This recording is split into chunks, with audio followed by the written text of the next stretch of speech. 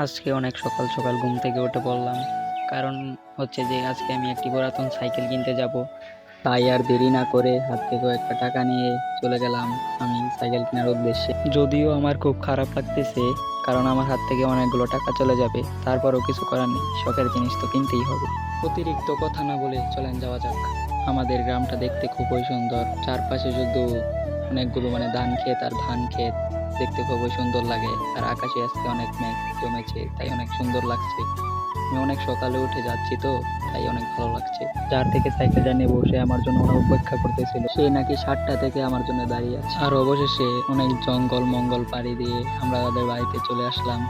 আর এসেই দেখতে পারলাম তার সাইকেলটাতে সিটে একটু সমস্যা আছে। তাই এই সিটটা সে খুলতে চাচ্ছিল। সে অনেক পারাপারি করলো, অনেক কিছু করলো, কিন্তু সে সিটটা খুলতে পারছে না। সে অনেক চেষ্টা করছে, কিন্তু সে খুলতে পারছে না। তাই আমি ভাবলাম আমি নিজেই সিটটা চেঞ্জ করব। সাইকেল কেনার জন্য তাকে টাকা দিতে হবে, তার জন্য আমি পকেট থেকে টাকা বের করে দেখছিলাম, গুনছিলাম, তারপর তার হাতে দিয়ে দিলাম। তাকে আমি 1500 দিতে চাইলাম, কিন্তু সে আনতে রাজি না। সে আরো 500 চাচ্ছে।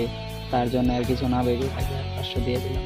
সে 2000 টাকা পেয়ে খুবই খুশি হয়েছে, কারণ সেই টাকাগুলো তার খুবই দরকার ছিল। আর সে চেক করতেছিল টাকাগুলো নকল নাকি আসল। আসলে সে একটু মজা করতেছিল। আপনারা যদি পুরাতন সাইকেল কিনেন তাহলে অবশ্যই দেখে শুনে কিনবেন।